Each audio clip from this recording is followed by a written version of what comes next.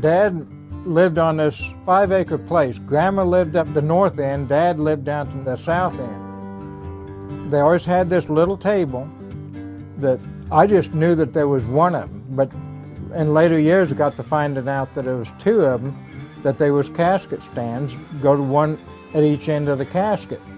It was just odd sizes of squares and rectangles was on the top. It always fascinated me and got me to wanting to make things with little pieces. I call myself Wood Mosaics, and I make anything from Lazy Susans to boxes up to tables. I was born and raised in Independence, Missouri.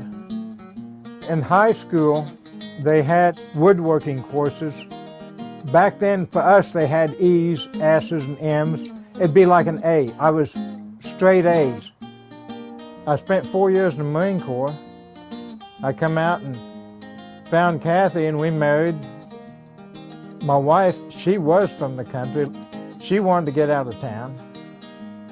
And so we finally found this place up in northern Missouri, moved up here in '72, lived in a tent for about over a month before we got the shell of a house put up.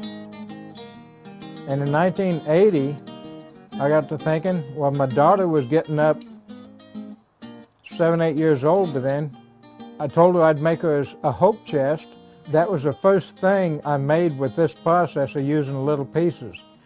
I'd spent basically 6 years experimenting, perfecting my technique while I was working in town.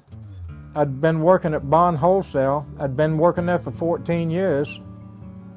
And give them a notice, give them 2 weeks. And then we started doing craft shows.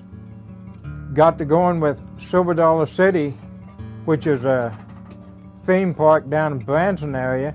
Silver Dollar City, since it's a theme park, 1890s, then we wore costumes.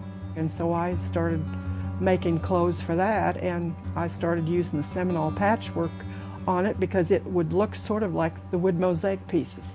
This is Seminole patchwork is what it is.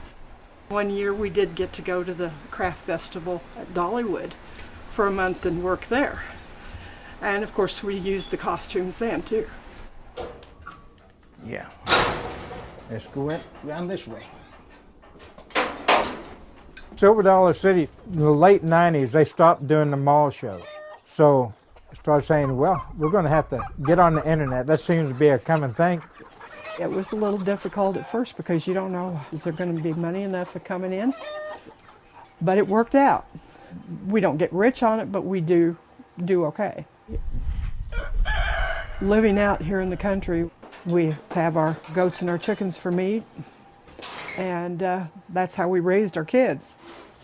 But sometimes it looks funny even to our telephone guy when he sees that we have hand pumps in the house that we pump our water with, and then he's working with all our computers sitting around. It's just our choice and the way to go and not owe money somewhere.